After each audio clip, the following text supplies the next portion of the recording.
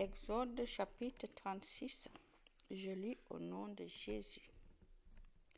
Le Seigneur a donné l'habileté et l'intelligence à Bessalel, à Oholiab et à d'autres artisans. Ainsi, ils pourront faire les travaux nécessaires à son service dans le lieu saint. Ils feront donc tout ce que le Seigneur a commandé. Moïse fait venir Bessalel, Oholiab et les autres artisans. Le Seigneur leur a donné une grande habileté et ils acceptent de venir faire ces travaux. Moïse leur remet tout ce que les Israélites ont apporté pour construire le lieu saint. Tous les matins, les gens continuent d'apporter les dons volontaires. Ainsi, alors tous les artisans qui construisent le lieu saint arrêtent leur travail. Ils vont dire à Moïse, « Les gens apportent trop de choses pour faire ce que le Seigneur a commandé. » Aussitôt, Moïse commande de dire à travers tout le camp, « Plus personne, ni homme ni femme, ne doit préparer de dons pour le lieu saint. » Le peuple arrête alors d'apporter des dons. En effet, ils sont déjà suffisants pour faire les travaux. Il y en a même trop. Fabrication de la tente sacrée. Les artisans les plus habiles fabriquent la tente sacrée. Ils font 10 bandes de tissu avec de lin solide, avec des fils de lin solide, mélangés avec de la très belle laine violette, rouge clair et rouge foncé. Ils brodent dessus des chérubins. Toutes les bandes ont la même grandeur, 14 mètres sur 2 mètres. Ils mettent d'abord 5 bandes ensemble, puis les 5 autres. Ils fixent des attaches en laine violette au bord de la 5e bande. Ils en mettent aussi au bord de la première des 5 autres bandes. Sur le côté droit des 5 premières bandes et sur le côté gauche des 5 autres bandes, ils fixent 50 attaches. Chaque attache est en face d'une autre. Ils fabriquent 50 agrafes en or. Puis, ils accrochent les 2 ensembles de 5 bandes avec les agrafes. Alors, la tente sacrée forme un tout. Ensuite, ils font 11 bandes de tissu en poil de chèvre pour former une 2e tente au-dessus de la tente sacrée. Toutes les bandes ont la même grandeur, 15 mètres sur 2 mètres. Ils mettent d'abord 5 bandes ensemble, puis les 6 autres.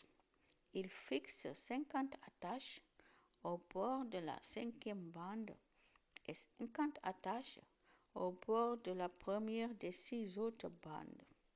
Ils fabriquent 50 agrafes en bronze pour attacher les 2 ensembles de bandes. Alors, cette tente forme un tout. Pour protéger la 2e tente, ils fabriquent une couverture en peau de bélier teinte en rouge et une couverture en beau cuir par-dessus.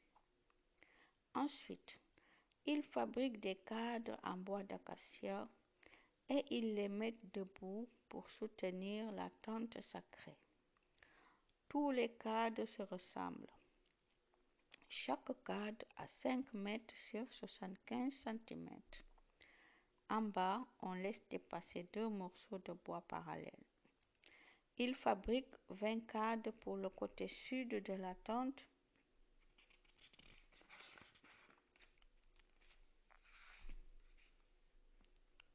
et 40 supports en argent. Les cadres s'appuient sur eux.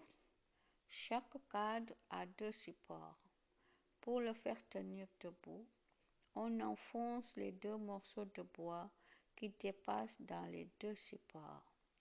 Pour le côté nord de la tente, ils fabriquent aussi 20 cadres avec 40 supports en argent. Chaque cadre s'appuie sur 2 supports.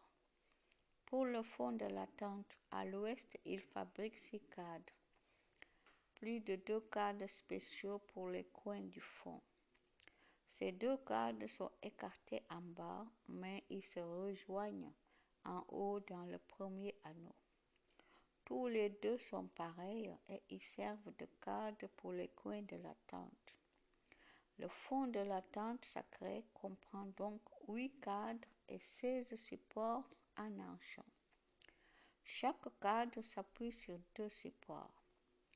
Ensuite, il taille des traverses en bois d'acacia, 5 pour tenir les cadres sur un côté de la tente sacrée, 5 pour les cadres de l'autre côté, 5 pour les cadres du fond à l'ouest. La traverse du milieu passe à la moitié de la hauteur des cadres d'un bout à l'autre de la tente. Il recouvre les cadres et les traverses avec de l'or. Il fabrique des anneaux en or dans lesquels les traverses entreront. Des artisans font un rideau avec des fils de lin solide mélangés avec de la très belle laine violette, rouge clair et rouge foncé. Il le brode dessus des chérubins.